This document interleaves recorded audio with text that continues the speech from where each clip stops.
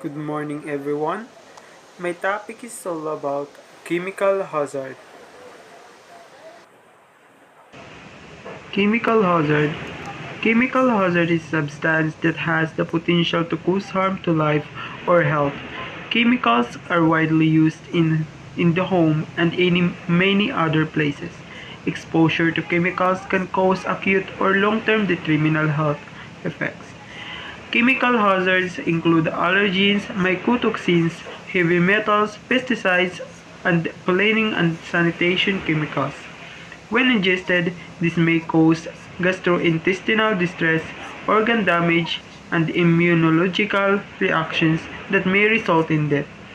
The long-term ingestion of food containing toxic chemicals can lead to chronic effects including cancer. These are the samples of chemical hazards: the naturally occurring chemicals and the man-made chemicals. Naturally occurring chemicals include toxins that are produced by biological organisms. Some of the injuries or symptoms include food allergen, ciguatoxin, scumbatoxin, and selfish toxins. Food allergy causes a person's immune system to overact. In severe situations, a life-threatening allergic reaction called anaphylaxis can occur. Anaphylaxis is a condition that occurs when many parts of the body become involved in the allergic reaction. The first aid that we should do is apply hydrocortisone cream or calamine lotion. Cover the area with a bandage. If there is swelling, apply a cold compress to the area. Take an antihistamine to reduce itching, swelling, and hives. In the picture, we can see the type of food that contains allergens. Ciguatoxin poisoning. In other terms, ciguatera fish poisoning caused by eating contaminated tropical fish. The toxin is found in tiny free-swimming sea creatures called algae, a plant or plant-like organisms of any several phyla. Divisions or classes of chiefly aquatic, usually chlorophyll-containing non-vascular organisms, which live among certain coral reefs. Purchasing fish from reputable supplier would be the best preventive measure since the toxin is not destroyed by cooking. The first aid is usually immediate pumping out of all stomach contents. If this treatment is not available, then vomiting should be induced by the administration of syrup and ipecac. In the picture above, it shows how the ciguatoxin or ciguatera fish poisoning can occur. Scumbrotoxin poisoning. This is called histamine poisoning since it is caused by eating food items high in chemical compound histamine. Symptoms of illness include dizziness, facial rash or hives, shortness of breath, and a peppery taste in the mouth when contaminated fish is eaten. Storing seafood at temperatures between 32 degrees Fahrenheit and 39 degrees Fahrenheit or 0 degrees Celsius to 40 degrees Celsius is a good prevention for such toxin. First aid. Most people have mild symptoms that resolve within few hours. Treatment is often unnecessary, but antihistamines or epinephrine can help severe cases or patients with other medical conditions. In the picture above, it shows a person having skin rashes caused by scumbrotoxin poisoning. Selfish toxin poisoning is associated with the algal blooms or red tides occurring in temperate or and tropical areas. Oysters, clams, mussels, scallops, crabs, and lobsters ingest toxins produced by dinoflagellates microorganisms. First aid. Do not include vomiting. Help the person stay well hydrated.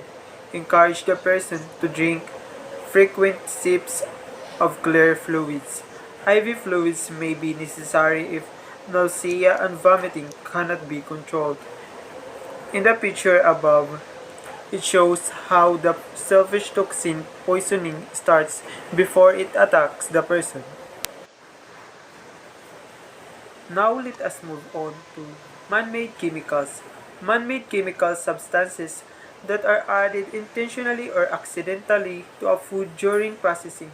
Examples include cleaning solutions, food additives, pesticides, and heavy metals from containers or contact surfaces. There are two types of man-made chemicals: intentionally chemical added chemicals and non-intentionally added chemicals. Intentionally added chemicals may include food additives, preservatives, flammable liquids, and pesticides. Non-intentionally added chemicals may include contamination by chemicals such as cleaning and sanitary supplies.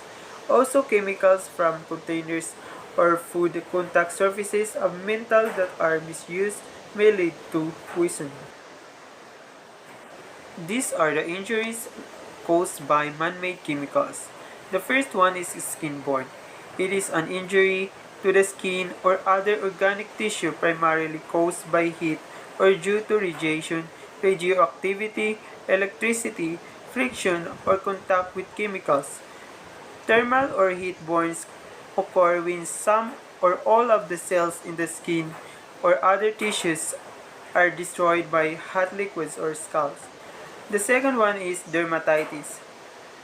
It is a condition of the skin in which it becomes red, swollen, and sore, sometimes with small blisters resulting from direct irritation of the skin by an external agent or an allergic reaction to it. In the picture, in the upper picture, it is caused by skin-borne, and in the lower picture, it is called dermatitis. These are the first aid for the injuries caused by man-made chemicals. The first one is skin-borne. Hold down the burn. After holding the burn under cool, running water, apply cold with compresses until the pain subsides. Remove tight items such as rings from the burned area. Be gentle, but move quickly before swelling starts. For dermatitis, apply an anti-itch cream or ointment. Put on the itchy area 1% hydrocortisone cream or ointment. This is a non-prescription product that you can buy at a drugstore. Use it 1 to 2 times a day for a few days, or try calamine lotion. Some of the ways to prevent chemical hazards from happening. Establish and implement a management of hazardous chemicals program in the workplace based on the nature of work and the hazardous chemicals used. Conduct a thorough risk assessment before carrying out any work with chemicals. Ensure all relevant safe work procedures are in place. Provide the training and information necessary for your employees to work safely and healthily. Practice good housekeeping and personal hygiene. And lastly, use the PPE provided properly. These are the references that I used in collecting information. Thank you everyone for listening.